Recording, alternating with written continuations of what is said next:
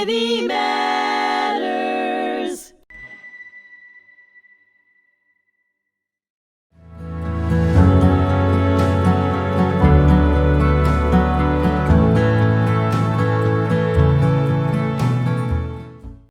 My name is Arnie Herz, and welcome to my podcast, Habits of a Whole Heart, hosted on HMTV. And I'm here with my special guest today, Bernie Furshpan. Bernie was my very first guest on my inaugural episode, and I'm very, very happy to have Bernie back as we focus now on your book, on your movie, Bernie, that came out. Mm-hmm. And tell us a little bit about your movie, the name of your movie, because it's very, very interesting. It's a very unique name. I Am Bernie Furshpan. It was not my idea. It's not my film. It's Terabon Productions film. The filmmaker is Christiane Arbizu.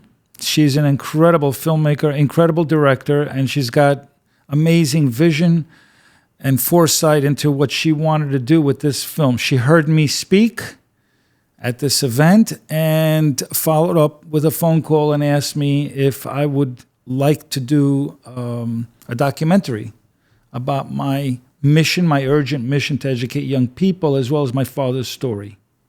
And so I ultimately agreed, but then she told me what the title was, and I said, can you change it? So she added a preface to it, which is The Weight of Memory.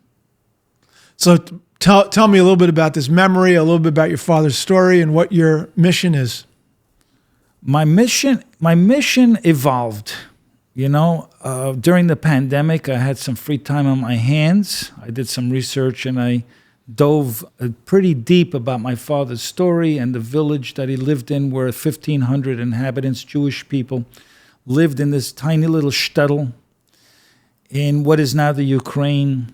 And when the Nazis entered their village in 1941, sometime around July 7th, they had a welcoming committee for the Nazis because they had no idea how awful this regime was. It was all hearsay, and they said, we've been through this before, where we're going to go. And so, of course, the welcoming committee was executed. They rounded up the Jews and arrested them. My father, thank God for my grandfather, had the wisdom of telling my dad to go watch a cow of a neighbor of his. And the neighbor, who was a Protestant farmer, advised my dad, he was an upstander, he advised my dad, go run to the forest and never come back. And my father somehow managed to survive from age 10 to 13 in a Polish forest, which can go down to minus 20 degrees in the winter. Oh my God. And your dad shared these stories with you?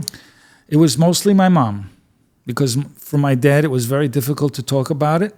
And my mom wanted to make sure that my brother and I knew these stories. She wanted to make sure that these stories were passed on, because we needed to understand what he went through. And what he went through was pretty bad, quite honestly. It's fascinating. It's absolutely horrific. And the wishful thinking, too, really strikes me at the beginning with the welcome committee. Yeah. We still continue to fall into wishful thinking in this world. It's interesting here, as you know, you just met my parents. You just met my parents, who were here visiting for a week from Florida. Mm-hmm. And we were coming here to the Holocaust Tolerance Memorial Center, I was thinking about my grandfather, who fled Poland outside of Krakow when he was a young boy, I think something like around 17 years old, mm-hmm. and walked across Europe to come to America. And the stories of survival were incredible. But my great-grandfather, or my father's grandfather, when the Nazis came to round them up from their small farm in this small town outside of Krakow, he couldn't climb up because he was old, and they shot him dead right in front of their home. I mean, it's just horrific, the cruelty and the horror of what took place. So your dad has these stories, and tell me what your mission is and what the movie is about. Is it about these stories of your dad? So the filmmaker basically followed me for a full week, followed me through the museum, giving tours to students, followed me into some schools, giving presentations at the auditoriums, followed me to my home, interviewed me in the car. And so she pieced it together to tell a beautiful story, really, of this very important message of tolerance and inspiring young people to do better, because that's really my message when I talk to young people. I tell them that they can do better, that their generation does not have to inherit hate, because they're inheriting this broken world, and they don't have to inherit hate. This is a choice. They can just push it back and say, we've kind of outgrown all of this stuff. We're pretty advanced society. You can keep it. You can keep it. We don't need it. Hopefully, young people will wake up to what's happening out there, and that we are all related. Every person that you bump into on this planet is somewhere between your 15th and 50th cousin. And so we are all related, and we can treat each other a lot better and be empathetic to each other's situations. Because really, you are me and I am you. We all came from the same original mother. I am you and you are me under different circumstances. If you grew up in my household, you'd be more like me. If I grew up in your house, I'd be more like you. Right. But we're pretty similar, which means we're probably like second cousins. We don't even realize it. Yeah, I mean, the elderly couple outside could be my parents as well. Right. Because they actually kind of reminded me of my folks, quite honestly. Yeah. It's all cut from the same cloth, it's right? So true, yes. It's a similar thing. But I love what you said about choosing. It's a choice that we have. And I often talk about in my book that the habits of a whole heart is building a muscle. That's all it is. We have these automatic reactions of anger, of anxiety, of upset, and we just run down the same pattern. But to break that pattern, creating a new habit, and it's a muscle that you have to build up. And as you build it up enough, so it sounds like you're teaching these children and adults, you can reject hate. You might feel like you want to scream at the person who just cut you off, but you don't have to. You feel like you may want to be very angry with someone who's not of your same makeup, but you resist that, and you build up a different muscle of tolerance. And that sounds like what you're doing. I love this metaphor that you use, building up a muscle, because I use the same metaphor with young people. I say, acts of kindness and tolerance and empathy is really like a muscle. And you have to practice it. So like for 30 days, do one act of kindness every single day. But go outside your comfort zone. For example, thank the bus driver for bringing you here to the museum. Sit next to somebody you don't ordinarily sit next to. Sit next to somebody who generally sits by themselves. This is how you make leaders, by the way. Organic, natural leaders, good leaders. People follow them because they made them feel valuable. False leaders force people to follow them, either by coercion or by lying to them with disinformation. And so they force people to follow them. And that campaign usually crashes. But the muscle that I'm talking about is the kindness muscle. If every day you do it, it becomes second nature. It's almost like cleaning a drawer in a desk. You clean one drawer in a desk. Now, all of a sudden, the other drawers need to be cleaned, because before it was okay. They were fine. Now your standards went up, and what seemed to be okay is now messy. Before you know it, you're painting the room and changing the carpet. And so as your standards go up,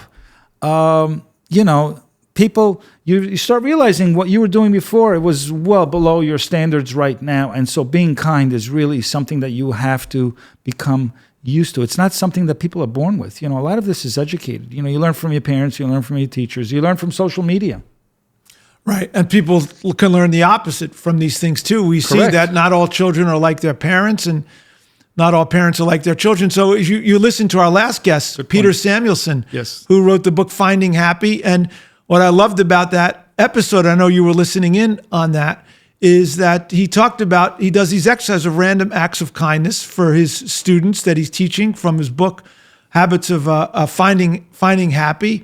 And he's strengthening these habits of random acts of kindness, which I thought was really extraordinary. And the fact that he's targeting young people and helping them get college educations and mentoring them so that they can become leaders and they could have their own impact. And we start seeing, the connection that we all have that are focused in this arena of trying to help other people's lives. The other thing too that I thought was extraordinary is you said that your father was saved by this Protestant person who was an upstander, who could have easily been caught up in the anti-Semitic rage. And he didn't. He made a choice. And even when it's not convenient, when it was a huge risk, we saw the righteous among the nations take extraordinary steps, put their own lives and their families on the line.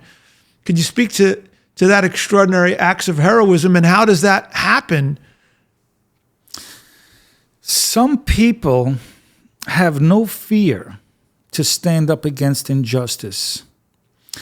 I think that we watch from a very young age, we watch too many films, too many movies about people getting shot and killed and families getting destroyed.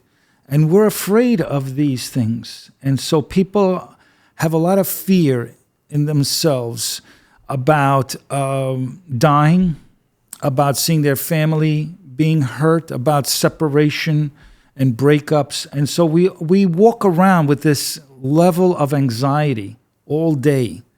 Some people more anxious than others, and we jump at every little thing.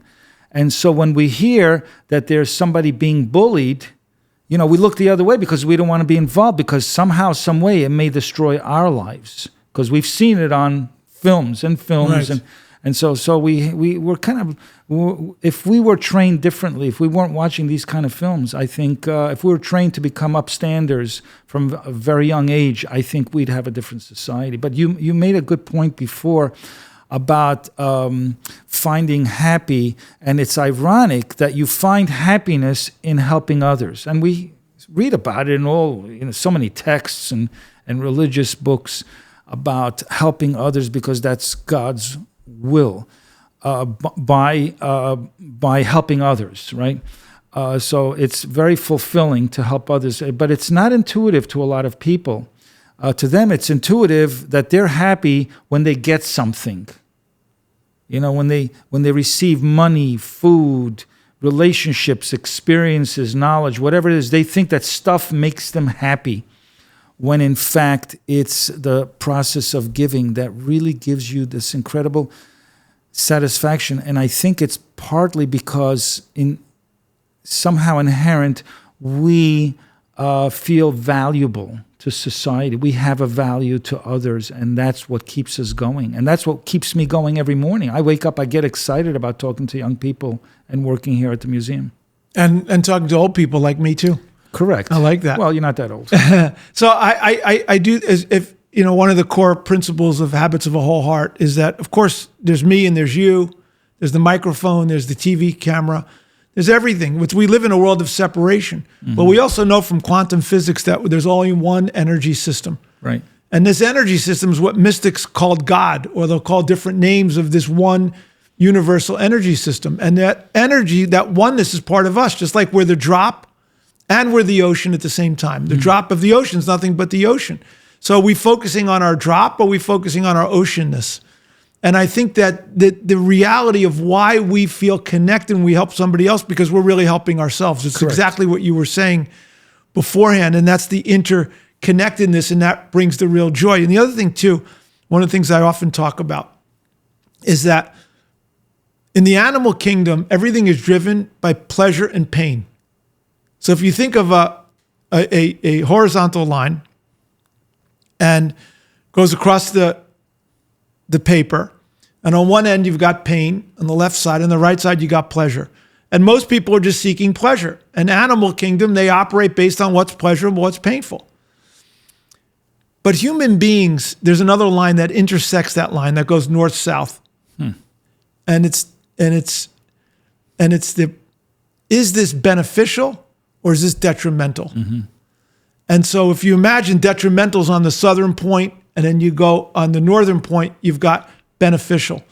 So that's what we're supposed to be driving our lives, to the beneficial. What's beneficial? What's beneficial for my own existence? What's beneficial for my soul? When we take into account the soul, the part of us that's connected to everyone, then we start thinking that what brings us pleasure is something beyond just ourselves. And obviously to be in the quadrant of when we're making a beneficial impact, and it's a certain higher level of pleasure, that's true happiness, true wholeness, true meaning. So curious to get your thoughts on that. Well, that's an interesting graph that you just created in my mind. And some people are willing to sacrifice and experience pain in order to do the right thing. Like our parents, right? They sacrificed, we sacrificed. I drive quite a distance to get here almost every day, but I'm willing to take that sacrifice, and it's painful, to drive here. But there's pleasure too. So it's kind of like competing. I get pleasure out of working with people, but it's also painful to get here. So it's quite interesting graph. I got to look at that a little bit deeper and kind of draw it out and see where I fit into that. But I think it's a mix of everything, and you got to take that into account. But we have a mind, and that's the drop. It's not the ocean. We have a mind that kind of looks back at the ocean and saying, well, that is us. Okay, but I represent this bigger picture, and what can I do to contribute to this bigger picture? What can I contribute to this body of God, this universe, and feel fulfilled, The question is, how many people feel fulfilled when they pass, just before they pass, when they relive their entire life, when they add up the pluses and the minuses, was their life fulfilled? And that's a question that we're all going to ask ourselves. So my Rabbi Paltiel, who was my guest as well on this podcast, shared in shul this past Shabbat that those who live a very full life, an impactful life, he finds generally are not afraid of dying. And those who did not live fully have much greater fear of passing away. So it goes back to what you were saying. How many people feel full before they're ready to pass away? And as I think 3 summers ago, I had a totally unexpected, near catastrophic brain bleed and was in the intensive care unit. And the doctors told my wife I had a 50% chance of making it through the weekend. And it would be 2 weeks, 2 perilous weeks. And I remember just lying there thinking that this could be it for me. And I was filled with so much gratitude for everything that life had brought me, incredibly appreciative of my children and, of course, my parents, my extended family, my career, my clients, my shul, all the people that I'm connected to, tremendously meaningful. And I had a little window of that. Thankfully, I didn't get tested fully. And I made a full recovery, thank God. And I said, if I get out of there, I'm going to give 110% of myself every single day to try to make a difference in this world. I talk about that in the film. In fact, I talk about that to the kids. I say, one of the lessons of the Holocaust that we haven't learned is to appreciate, be grateful for the little things that you have in life that you take for granted, like your grandparents. Like I never had grandparents, right? Cousins and uncles. If I had 5 minutes with my grandmother, I would pay anything just to have a cup of coffee, to hear a voice. I said, do you call your grandparents and tell them that you love them? Do you ask them about their past? Do you know what they went through? And so it's so important to be grateful. There's an old saying, dead people get more flowers than living people because regret is a lot more powerful than being grateful. So why wait until the last minute? And why wait afterwards, like when it's too late, to realize the good things that you had, the people in your life especially, that you could have spent a little more time, hugged a little longer, you know what I'm saying?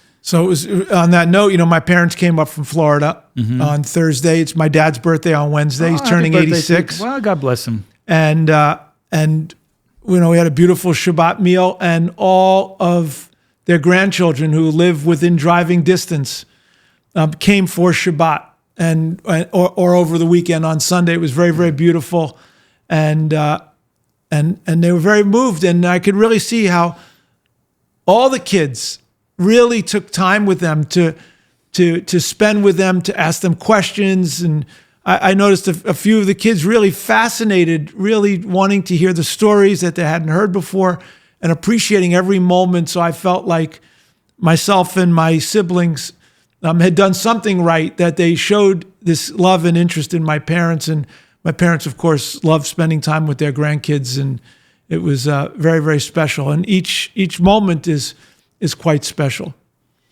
How many children do you have? I have 3 children and 2 stepchildren. Suzanne and I are about to celebrate our 10-year anniversary. God bless you. And so there's 5 of us. And as the Rabbi Paltiel Chabad married us 10 years ago, and I said to the rabbi under the chuppah that we are the perfect Chabad couple, because we've been married for 5 minutes and we already have 5 kids, and and he loved that. And I have 3 siblings: a brother Joel, a brother Steve, and my sister Debbie, who lives in Colorado. She lives in Colorado. Joel lives in Florida near my parents. Steve lives in the city, and lots of nieces and nephews. So it's been. So you have a lot to be grateful for. A lot to be grateful. What for. do they think about your book? They like I'm it a lot. interviewing you. They like no.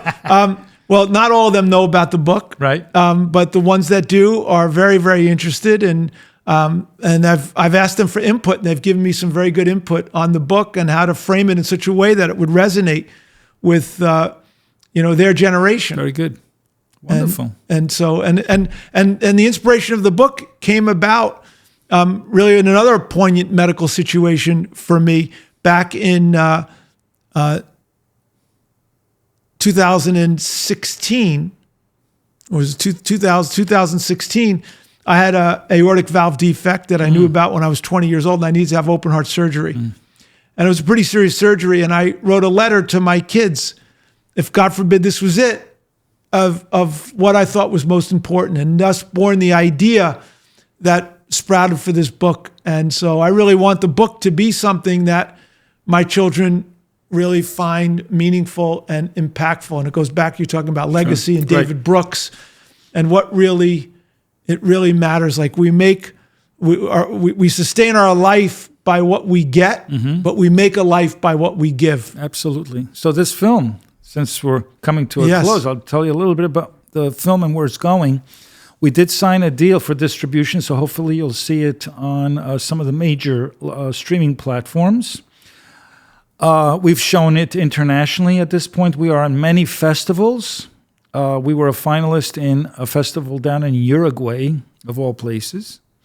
So it's a fun journey, doing some traveling with it, and people are very moved by it and motivated to do something. And that's, to me, the greatest thing, is that they're moved to either volunteer at a museum or to become, involved in some kind of a nonprofit organization to help the needy. So they're motivated to become upstanders, and I'm excited about that. That's the part that really thrills me.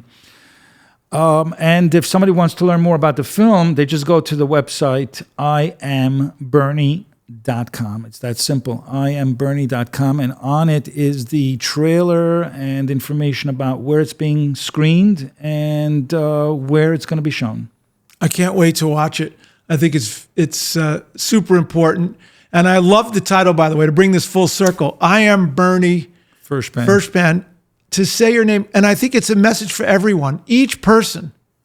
I am your name. It means you're here for a purpose, and you're here to bring light into this world, and you should stand in your own power. And I love that they had that as the title. Well, thank you for that. I appreciate that. It helps. So, Bernie, thank you again for being my guest. I look forward to having you on yet again, because you always have so much wonderful things to say. The conversation flows so beautifully, and you have beautiful light, and really thank you. Same to you. It takes one to know one, as they say. Thank you, everyone, for tuning in to Habits for a Whole Heart. This has been a very wonderful episode with Bernie Furshpan, and you could check out all of our episodes on HMTV. It's as part of a much broader podcast series. I'm just one of a number of podcasts, and there's well over 100 episodes, and all of them are very, very meaningful, and all is part of what's known as the Humanity Matters series. So again, HMTV, you could tune in to this via YouTube, Spotify, Apple, and all the major outlets. Have a great day. Thank you.